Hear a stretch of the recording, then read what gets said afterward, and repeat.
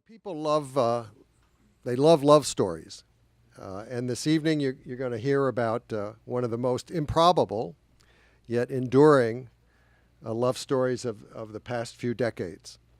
Lucinda Franks has turned her talents as a journalist and a writer on herself and on her husband of 36 years. 36 years. Robert Morgenthau. Lucinda's is the story of a high-profile marriage that not only is fascinating in its own right, but also carries lessons for us all. Lessons about romance, about partnership, about the lasting attraction of opposites. Lucinda was in her mid-20s, a Pulitzer Prize-winning journalist, when she ended up involved with Bob Morgenthau, who was on the cusp of what would become a very distinguished career as the district attorney for New York County. She was a free-spirited radical activist. He was a rather reserved attorney, a member of a very prominent family, a symbol of the establishment. And he was already in his mid-50s, a widower with 5 children. Lucinda's book, Timeless, provides a candid inside look at the challenges and strengths of her marriage. But it also sets the relationship in the history of the times, particularly in the context of a number of Bob Morgenthau's most famous criminal cases. As the Boston Globe review put it, quote, "The book chronicles not only a marriage, but an era." Would you please join me in welcoming Lucinda Franks?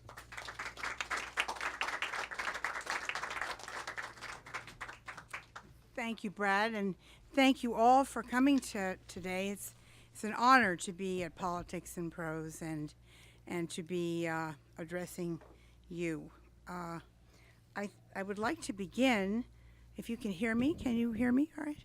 I'd like to begin with a few pages of the early part of my book, Timeless. The last thing I wanted to do was marry my husband. Bob Morgenthau was a widower almost 3 decades older, came with 5 children, a cat, and 2 dogs, and resided in a suburban house barely touched since the death of his wife 5 years before. It looked like this. On the lowboy in the hall was a mound of unopened mail that a casual breeze could have sent cascading to the floor. The chintz sofa, with its fat golden flowers, had gone vapid, the illusion of spring bounty passed to winter gorse. Little crystal bowls were filled with shriveled nuts. And not only that, this man, this stereotype of the bourgeoisie, had the power to put me in jail. And this was supposed to be the man of my dreams. I had barely escaped incarceration anyway, emptying balloons of pig's blood on drafts files in various cities, trespassing on government property, and chaining myself to the wrought iron White House fence. It was the early 1970s, and I felt a gnawing shame whenever I thought of Vietnam, which was much of the time. An ethos of death permeated my generation. That long after we were losing the war, we were still dropping almost 3 million tons of bombs on Cambodia made me crazy. That we had killed student protesters for no good reason made me crazy. If you were intelligent and young, you were trying to figure out how to be sane in an insane world. It never occurred to me that a member of the establishment, a man born into the same culture as the deluded architects of the Vietnam War, would be the answer. Bob Morgenthau came from one of New York's most distinguished German Jewish families who were steeped in statesmanlike politics. For those who don't know this, Bob's and Henry's grandfather Henry I was the ambassador to Armenia, or to Turkey, and blew the whistle on the Armenian genocide and wouldn't stop harping on this until he was fired by President Wilson. His father, Henry Jr., was the Secretary of the Treasury to FDR and had done as more than anybody in the cabinet. He was the only Jew in the cabinet to save Jewish people during the Holocaust. I was steeped in Gentile society, raised in a Boston suburb where the men wore yellow pants and red jackets, and the lawns were trimmed as short as their haircuts. I let it all hang out, while Bob kept it in. He was cautious, steady, a sloop balanced at dead center. I was a catamaran racing breakneck through every channel I encountered.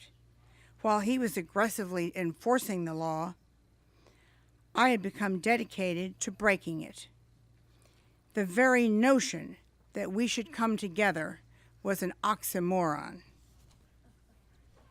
Some months later, I can't get enough of him. I switched from channel to channel, trying to understand his baffling persona.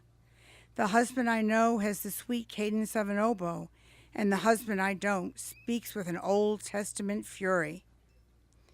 Out in the world, you leave a heavy footprint, Bob, but here at home, you come so softly through our door, I can barely hear you. You greet me with that little smile, crescent moon against a sky of gold, then cast your eyes down and look up shyly, like a bird that cannot be caught. I, however, have walked happily into my cage. Recognized for my journalism, I could fly anywhere I wished. But you are a public icon, and my mission is clear. Take care of him, your friends warn me grumpily. He is a national treasure. The disapproval of our friends and family brought us closer together. We were so alike in dash and spirit, no stereotype could fit us. We were giddy with the concept of agelessness. The years between us had closed. If one day the gap widened and we couldn't love each other with our bodies, then we'd love with our minds. Words by the million have been printed about you, but none have revealed your real life, your secret life, which is that you belong to me. Last night, the city of New York owned you, but now, as the sun rises, you are mine. Light falls upon your exquisite forehead, your extravagant Roman nose. The hand beneath your cheek rumples your lips. I gently place my fingers on your lids and feel the rapid flutter of your eyes, the wings of a hummingbird. Such are the things that make love ache. Only when I take your craggy hand in mine so soft and round against it, when I run my fingers over the sharpness of your bones, do I remember you are twice as old as I am, twice as worldly, and twice as close to love's end. At times, I felt your heart pounding in the middle of the night so fast it seems as if it will burst through your chest. Terrible things happen to older men in this situation. 2 ancient popes expired in flagrante delicto. So did Nelson Rockefeller, and so, incredibly, did Attila the Hun. I always listen for your breathing. Once when I woke up, I couldn't hear a thing. Your chest was still, no heartbeat at all. I began thumping on your sternum. Breathe, breathe, I pleaded. You jumped up, gasping. You thought I was crazy. But I intend to keep you alive.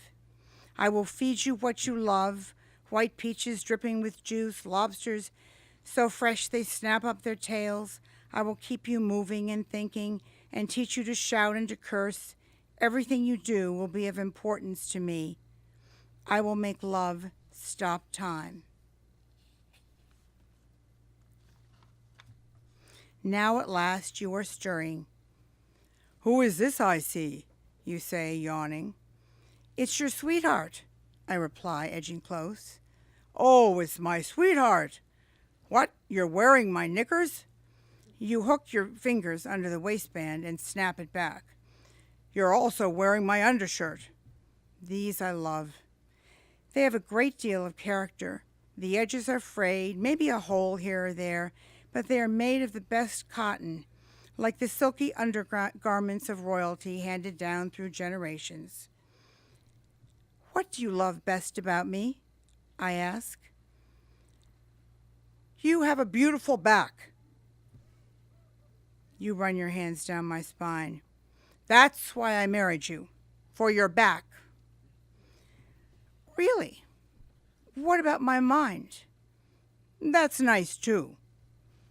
I gently punch your arm. No, you say. I've never come yet into a room where you're not the most beautiful one there and the most intelligent, except when you're not in the room because you're late.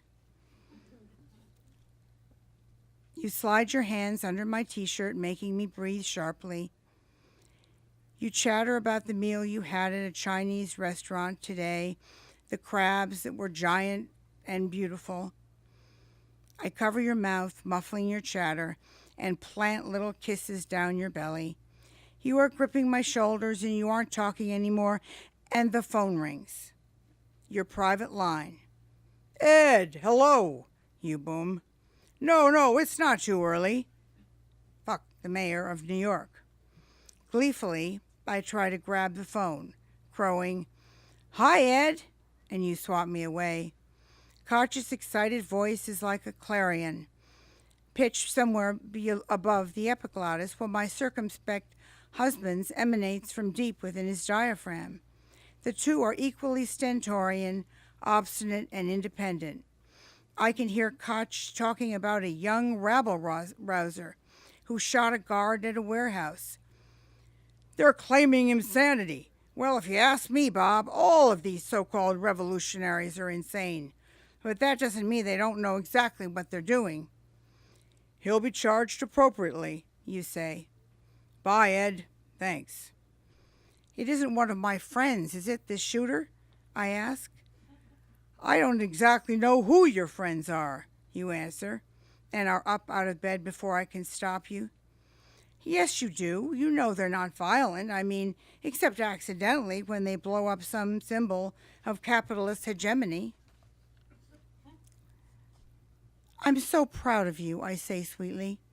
I know this guy has to pay the penalty, but I wonder if there are mitigating circumstances, like maybe genuine idealism. And I know you'll do what's right. You don't let anyone dictate to you.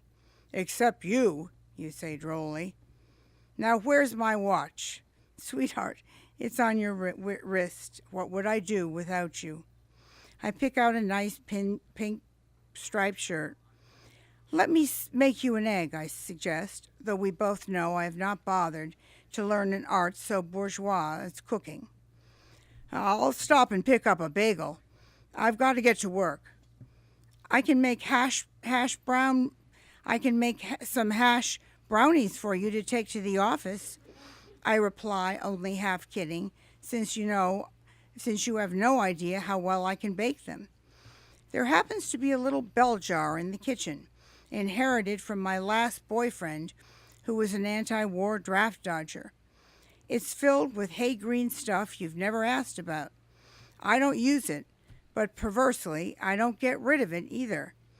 I wonder what you think it is, a dried rosemary?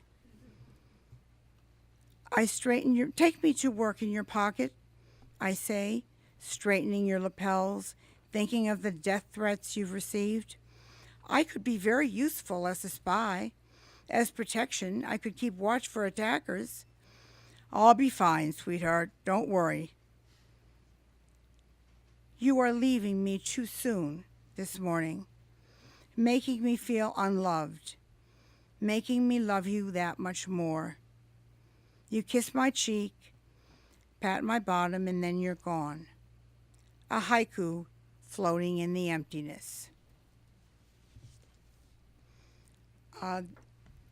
This is at the beginning of the book, as I say, and then we are married, but the opposition that we have from both Bob's cousins, family, only one person in his family, his esteemed brother-in-law, Henry Morgenthau, who is sitting here today, Henry Morgenthau III, and his beautiful wife, Ruth, and their 3 brilliant children, one of which is sitting here, Sarah Morgenthau, who is a director in the Peace Corps.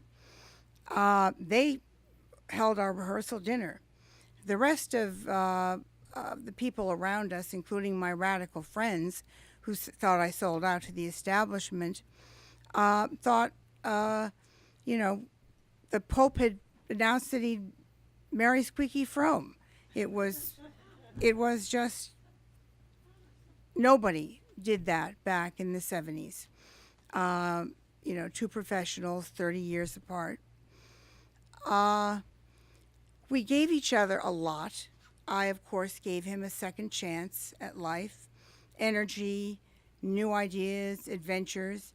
He gave me wisdom, and he gave me a knowledge that you don't have to scream and shout and curse and protest to change the world, that you can change it within the system slyly, slowly, and quietly.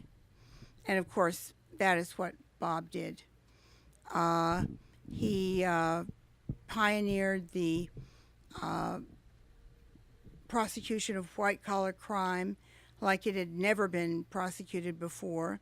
He reached his long arm out into foreign countries and found corporate thieves and bank presidents that were laundering money for drugs and drug pushers, and also then were laundering money for terrorists. And he indicted 2 of them in Credit Suisse and the Lloyd's Bank of London right before he left office.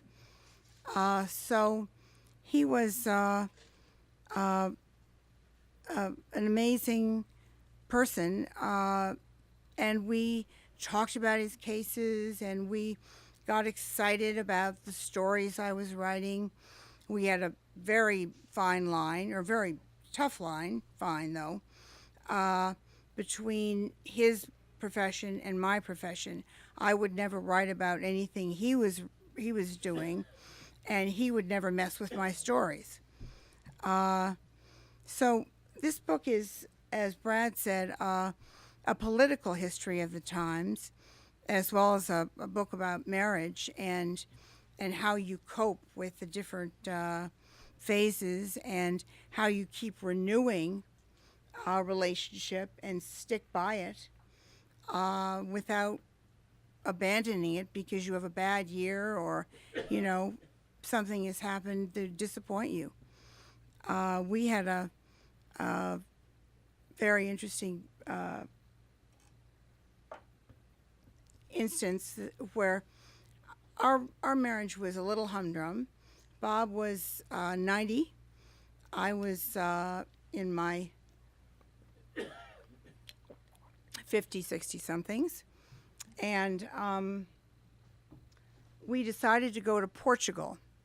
And, things were humdrum. And we had a driver named Frankie.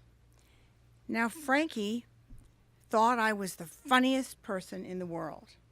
And you have to understand that in my family, every one of whom are supreme comics, there is no laughter when I make a joke. But Frankie thought I was very funny. He was a photographer. He took picture after picture of me.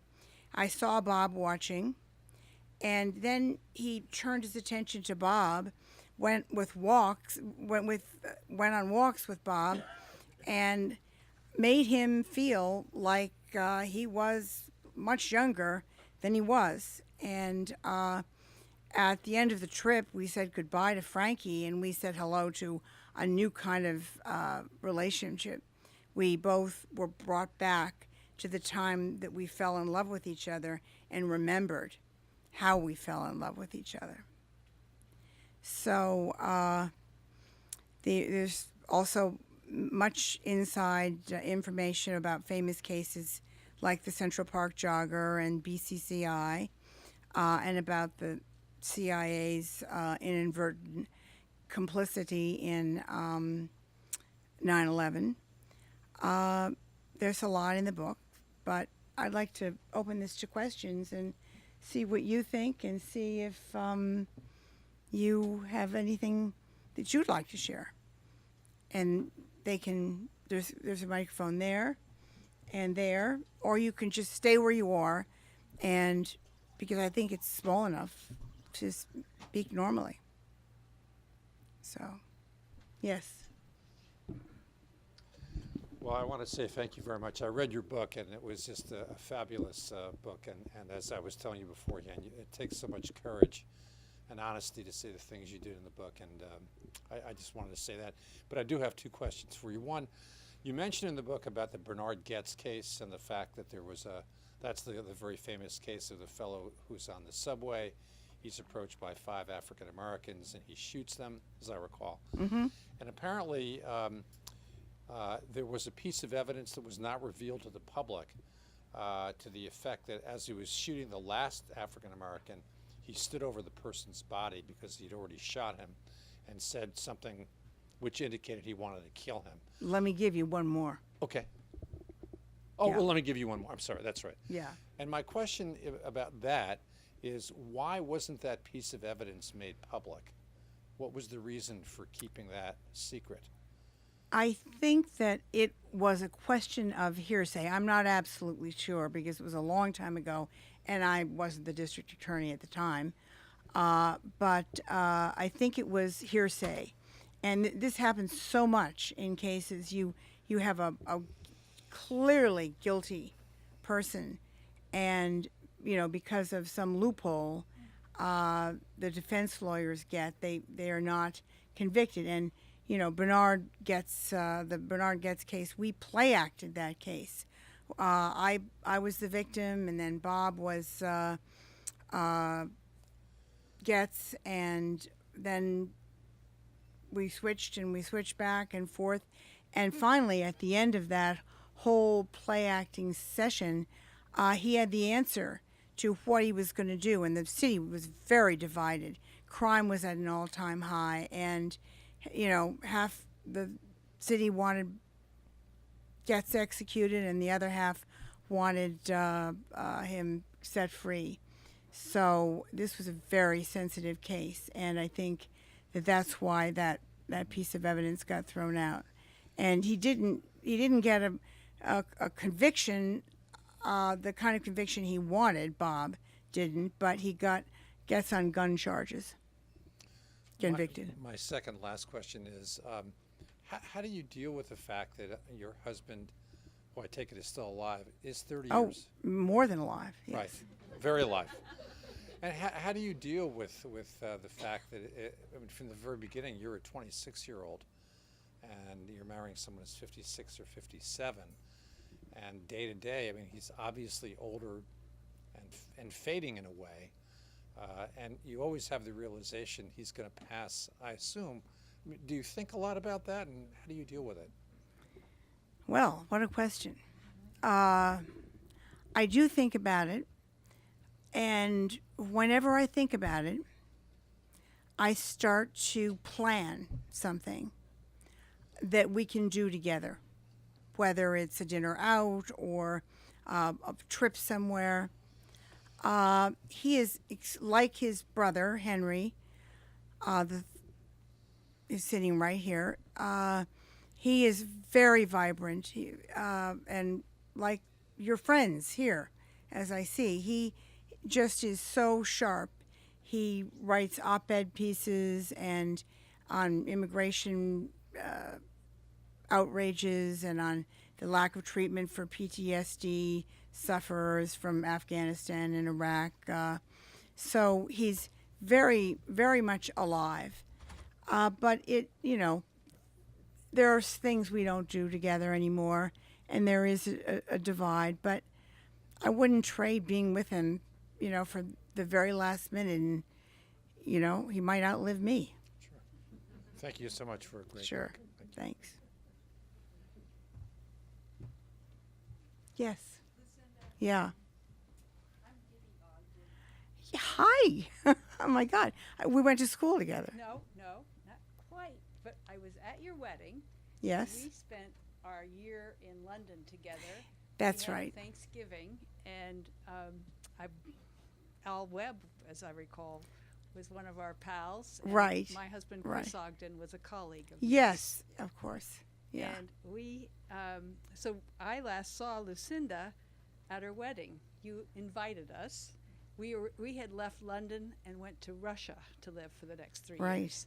And so we were just coming into Los Angeles, and where we began another career. And I haven't seen you in all these years, and you're looking fabulous. And You were are too. A lot of fun. That's why I thought you were a classmate. I just would like to ask you one little question. Do you and Bob watch any of these TV shows, Law and Order? Do you have any favorite? The Wire? Do you have anything that you actually have connected all these years? We watch a lot of reruns of Law and Order.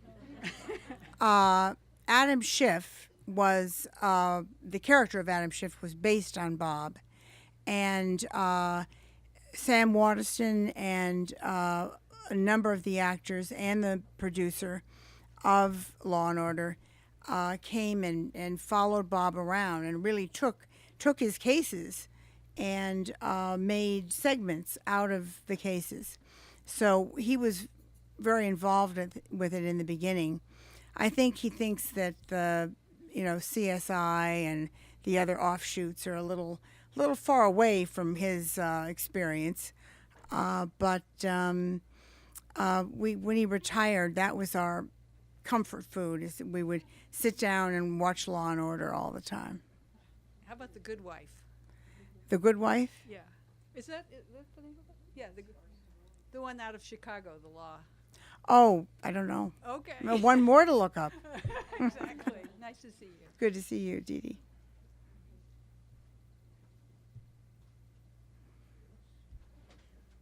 There's got to be a brave person that would ask something. Yeah. Don't have to get up. I really loved your story.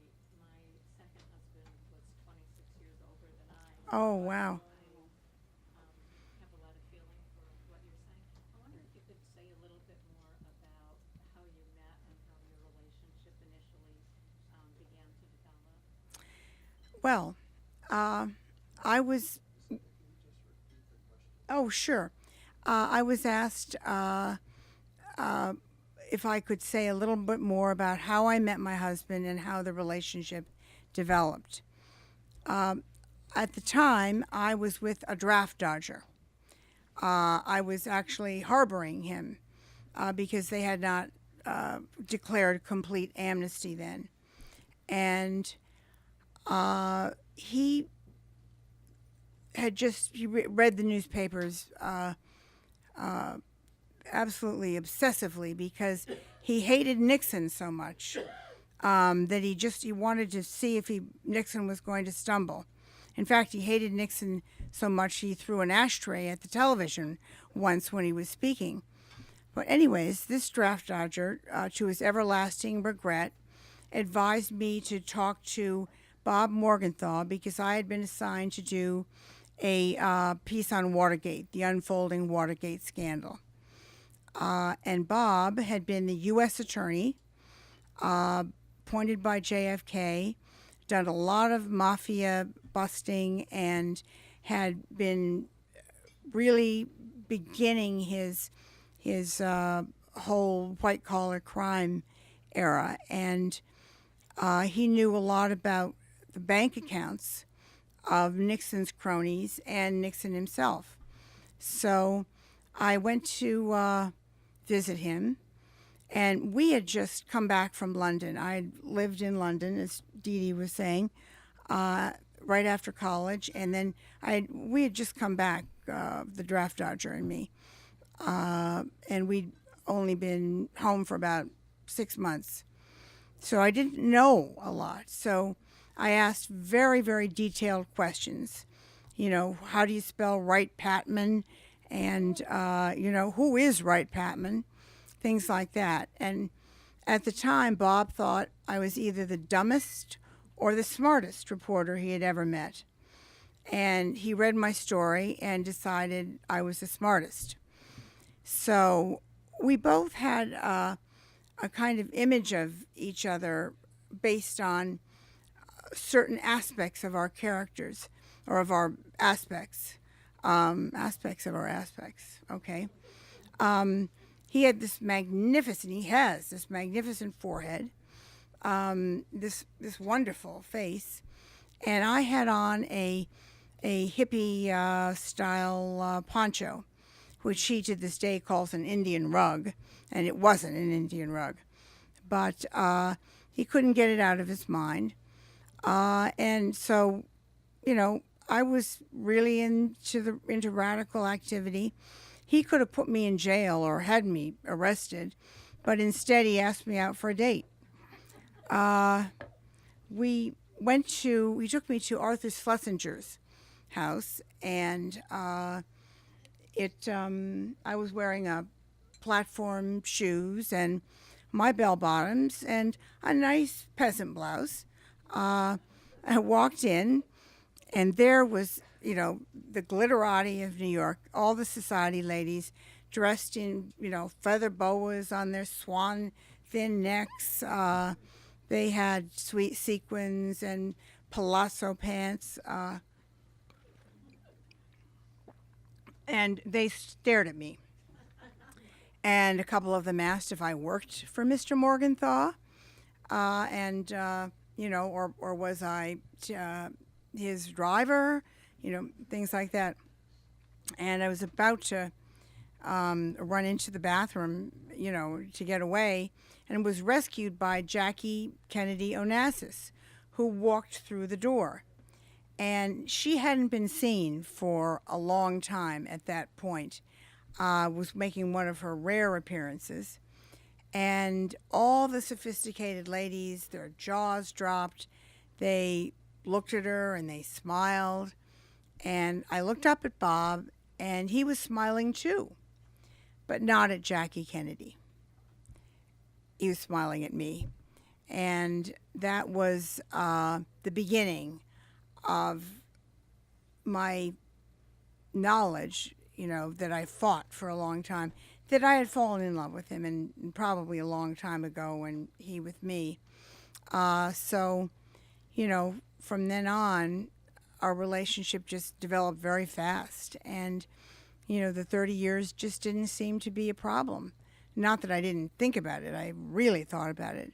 And my stepchildren, his children, and how I was going to get, you know, everybody to accept us, and for me to be the right kind of friend and supporter to them.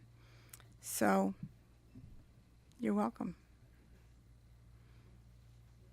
Yes. To ask you to tell the audience that there were two things in there that I also found very moving, one of which I don't believe. Which is how did he, on that first date you had with him, how did he get behind the door before you closed it? And I'll ask you. He must be a pretty agile guy to do that. Bob is very. What was your question? Oh, I'm sorry. On a date that we had. Yeah. A date we had. He got out of the taxi cab after he had paid for the taxi cab and walked me to the door. And I said, "Good night, Mr. Morgenthau. Very nice to have met you, and thank you very much." And I went to the elevator, and there he was. I got into the elevator. He got in very quickly after me. And I thought to myself, oh my God, is this, is this some perverted person? One of those politicians you read about, in the National Enquirer. And he followed me to my door, and I had one of those big purses that people carried then. And I stuck my hand out and I shook his hand, and I said, I have to go now, Mr. Morgenthau, and I thank you very much. And I slipped through the door and put my purse there, but I didn't slip fast enough because he was in the door and sitting on the couch before I got even through it. How he did it, to this day, I don't know. But, and he walks, and he has for a long time, he walks very slowly. But when he has to, like when he smells food, he's really a person who loves his food, he'll move very fast, even at 95. And the second one was a comment by your son at one point about the fact that Bob looked like a grandfather and not a father, and how that impacted him his relationships with his peers in school and stuff. Right. The question was, we had 2 children together, Bob and I, and our first child, Joshua, when he was about 8 years old, came home from school and said, why are people saying that my father is my grandfather? And I had anticipated this question, and the only thing I could do is explain that different kinds of people, opposite kinds of people, people with great age difference, people of different color, of different religious persuasions, sometimes fell in love, and that there was nothing you could do about that. And so Daddy and I, got married, and Daddy was, extremely healthy and might well outlast me. That didn't comfort him as much as I thought, but he accepted it. But I think it was something that he had to grapple with, until he was an adult, both of the children.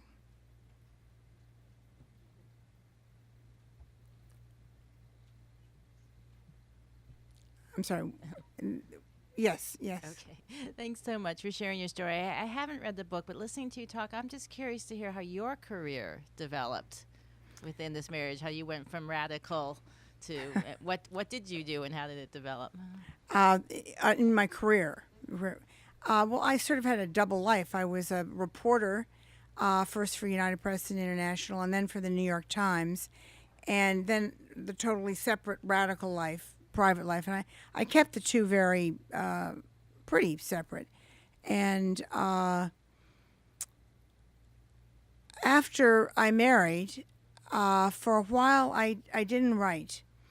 I don't know why, but I couldn't see myself as the wife of Bob Morgenthau going around, meeting Ariel Sharon in Israel and the head of state here and the Israeli Mossad, and all these exciting things were happening, and I felt like I just couldn't live up to it.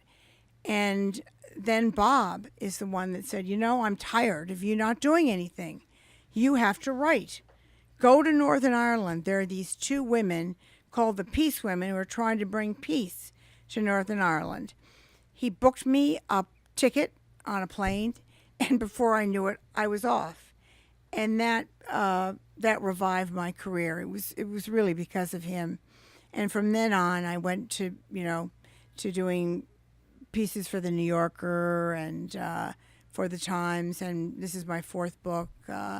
So we had parallel careers that really, we're very lucky to be each having, a modicum of success. Yes. You don't have to get up. How old were Mr. Morgenthau's children when you were married? That is a very good question, because the two of them were my age. Yes, I know the gentleman went, and it's. I'm going to read you a little passage in a minute about relating to that, but it was very difficult for them, for the older children. There was one who was 1 year older, one who was 1 year younger. These were girls. Then there was his son, who was 19, and his daughter, Barbara, who was 13 and adorable. And we became very close, and she helped everybody get together. But it was, I think, when a mother dies, the children step into her place, in a sense, and become primary in their father's eyes, or think they are primary in their father's eyes. And they are, until the father meets another woman that he loves. And so in a sense, they felt replaced. And in a sense, because I'd had so much success, that he was getting a better version. And they felt a sense of betrayal, that he had betrayed his wife, their mother. So this all was very difficult for them to take, for me to handle. And it took a while, but it ended up very, very well. So, yes. Hi. I really would like to go back to one of your last points you made before questions, when you said that one important thing you learned from your husband was that you don't always need to shout to sort of enact change, and that you can sort of let things sort of passively happen and sort of organically happen. I'm curious if you could elaborate more on that, and sort of, obviously at times there are times to shout and are times to sort of, stay Right. patient, and sort of maybe you can speak to, sort of add more to that, and when would you say is okay to shout and when is to sort of let things sort of happen? Right. Did everyone hear that? Okay. The question was that I learned through Bob that there were other ways to change the system except by shouting and protesting. And the gentleman asked, when do you shout and protest actively, and when do you work very quietly through the system to change it? And I think it really depends on the situation. The Vietnam War, our friends and friends of friends were dying every week, thousands upon thousands of them. And, we were young, had broken away from a generation of strict, protective parents. And it was our time to shout. But what I learned from Bob was that if you wanted to do something like, if you hated the death penalty, in order to change the death penalty, if you were in a position to change the death penalty like he was, is to not seek it for loopholes, because of loopholes, and just go ahead and slyly work through the system. And he did. He wiped out the death penalty in New York, and took out a lot of big corporate giants. I don't know if that really answers your question, but it's a good one, but it's a complicated one. Is there any more questions? Because if there isn't, maybe I'm just going to read you one little section, because I'll ask a question of myself that people ask a lot. And that is, have you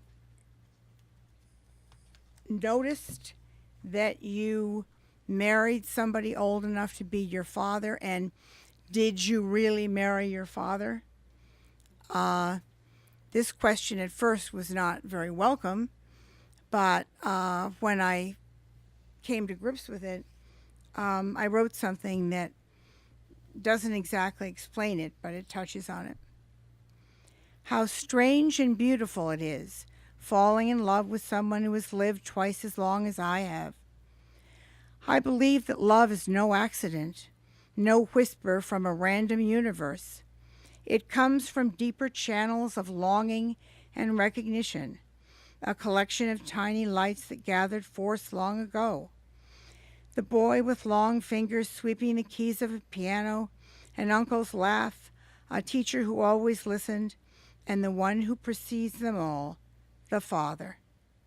The thing about him you never forget, his hands circling your waist, flying perilously in the air, sun-blinded, grains of sand rubbing against your cheek, your chubby hands smoothing back the soft bristles of his hair so they spring up again like soldiers.